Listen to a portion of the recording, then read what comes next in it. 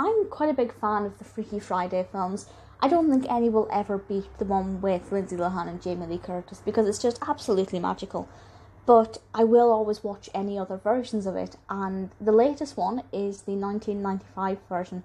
This one is directed by Melanie Mayron and written by Mary Rodgers and Stu Krieger, and stars the fabulous Shelley Long as Ellen Andrews, with Gaby Hoffmann playing her daughter Annabelle. And I think this may be the last of the Freaky Friday, the films that I need to see.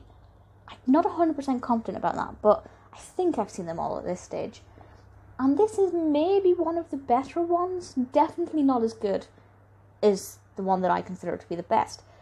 But I feel like it gave us some things that I wasn't expecting and things that were maybe a bit more unique. Granted, this did come before at least one of them, maybe two of them, but given that it's the last one I've seen, it's quite refreshing. Obviously, the general concept is the same. Ellen and Annabelle wake up one morning and not immediately realise that they are in each other's bodies. And I thought that was really refreshing. They don't just wake up out of bed and then go, oh, this has happened. It actually takes them a little time to kind of twig and realise. And I think that was pretty good and really effective and not something that I was expecting. So it kind of kept the suspense going a little bit further. The other thing I found really good about this is that Ellen, obviously a very professional career woman, with Annabelle being a young teen whose, I guess, morals and interests are a little bit different. Ellen speaks Spanish and she needs that for her job to communicate with clients, and Annabelle's Spanish at school is not amazing. So straight away there's also a language barrier. It's not just that she doesn't have the knowledge of her mother's work, but she doesn't know how to communicate with the clients. And I think that was a brilliant thing to add in there, and it works really well. There are subtitles when Spanish is being spoken, which is thankful because I don't understand Spanish in the slightest.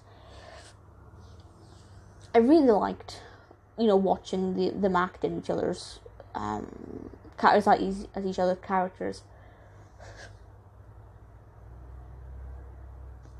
It is very easy to forget that they are switched because, Shelley Long is really great at acting like a teenager in a woman's body, and Gaby Hoffmann did a great job of being Annabelle, being a bit more stiff and uptight and, I guess, possessive of her daughter, who is actually in the body of a fully grown woman.